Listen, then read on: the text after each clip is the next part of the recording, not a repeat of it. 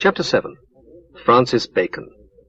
Francis Bacon, 1561 to 1626, although his philosophy is in many ways unsatisfactory, has permanent importance as the founder of modern inductive method and the pioneer in the attempt at logical systemization of scientific procedure.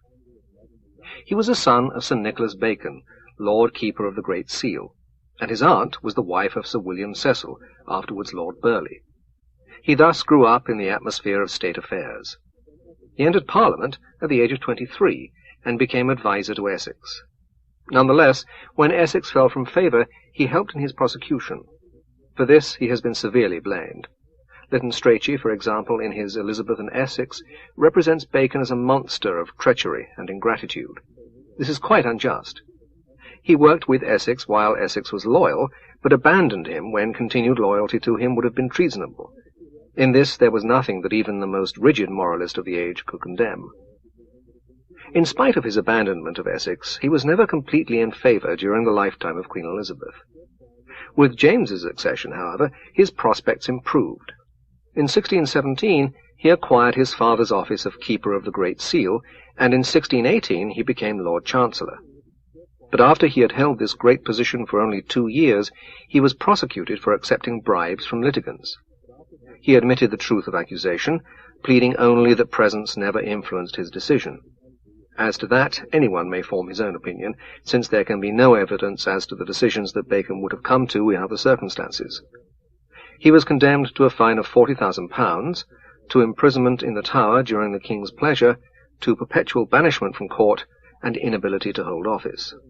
This sentence was only very partially executed.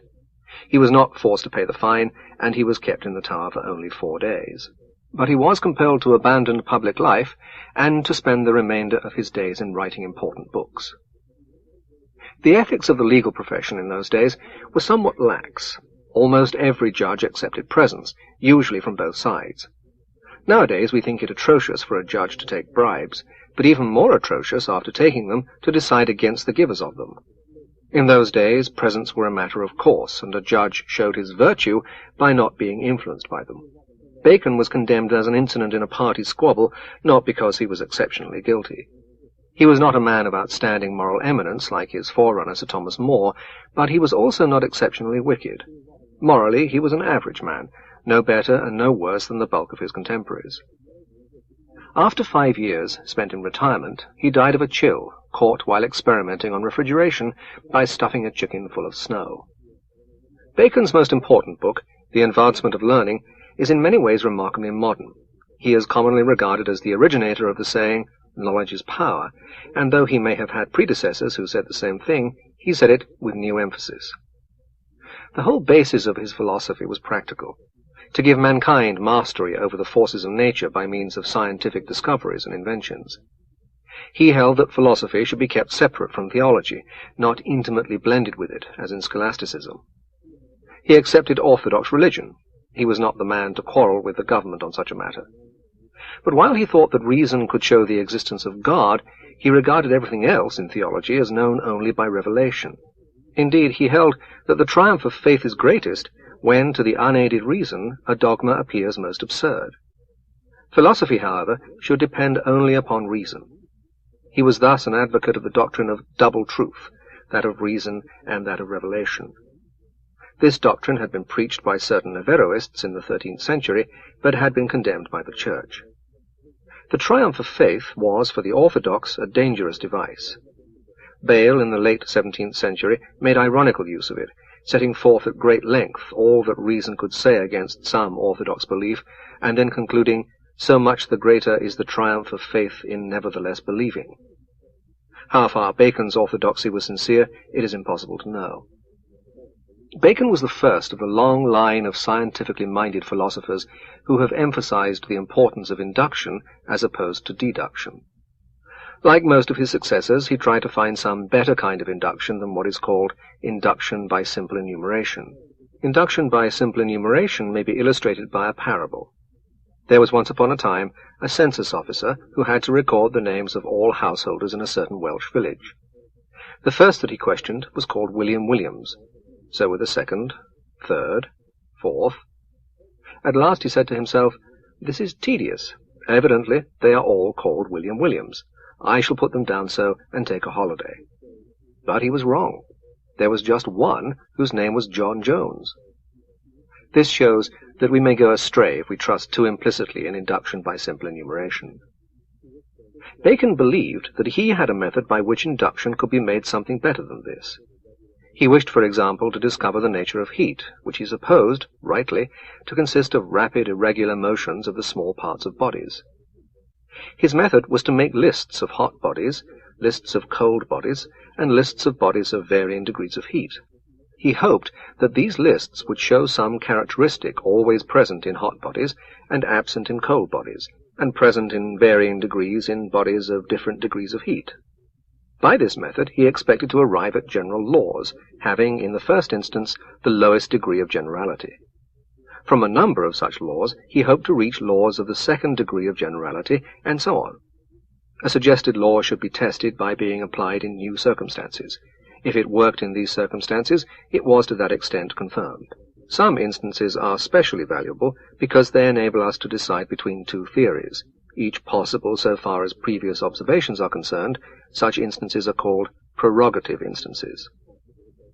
Bacon not only despised the syllogism, but undervalued mathematics, presumably as insufficiently experimental.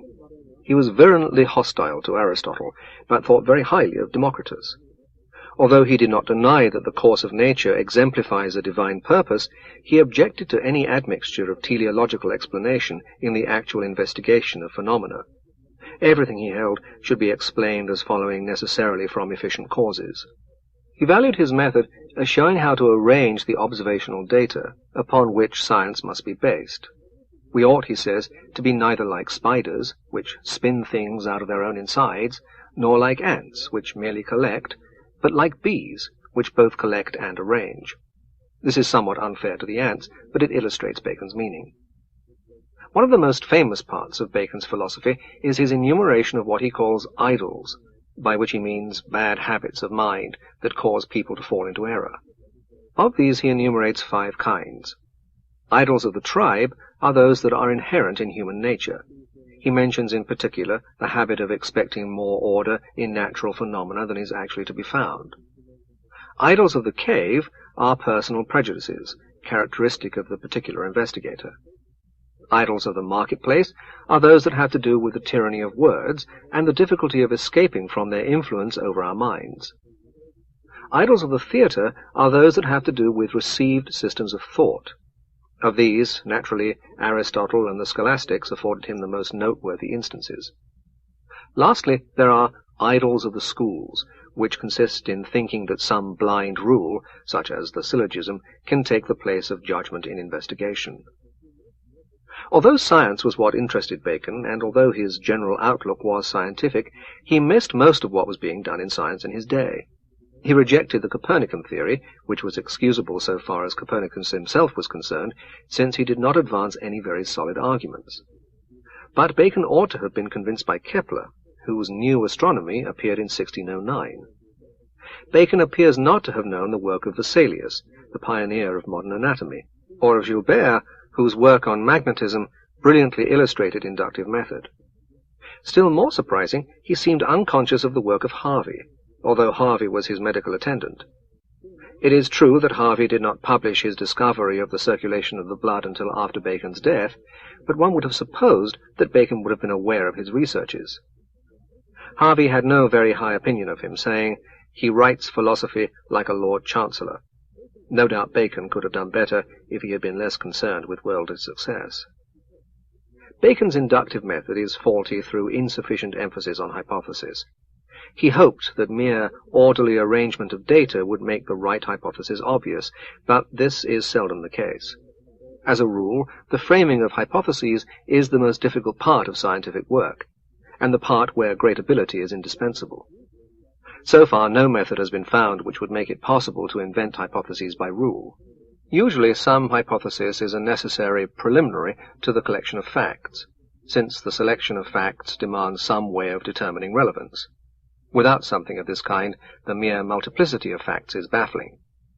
The part played by deduction in science is greater than Bacon supposed. Often, when a hypothesis has to be tested, there is a long deductive journey from the hypothesis to some consequence that can be tested by observation. Usually the deduction is mathematical, and in this respect Bacon underestimated the importance of mathematics in scientific investigation. The problem of induction by simple enumeration remains unsolved to this day. Bacon was quite right in rejecting simple enumeration where the details of scientific investigation are concerned.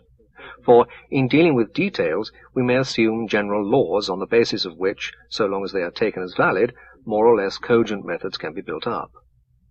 John Stuart Mill framed 4 canons of inductive method, which can be usefully employed so long as the law of causality is assumed. But this law itself, he had to confess, is to be accepted solely on the basis of induction by simple enumeration. The thing that is achieved by the theoretical organization of science is the collection of all subordinate inductions into a few that are very comprehensive, perhaps only one. Such comprehensive inductions are confirmed by so many instances that it is thought legitimate to accept, as regards them, an induction by simple enumeration. This situation is profoundly unsatisfactory, but neither Bacon nor any of his successors have found a way out of it.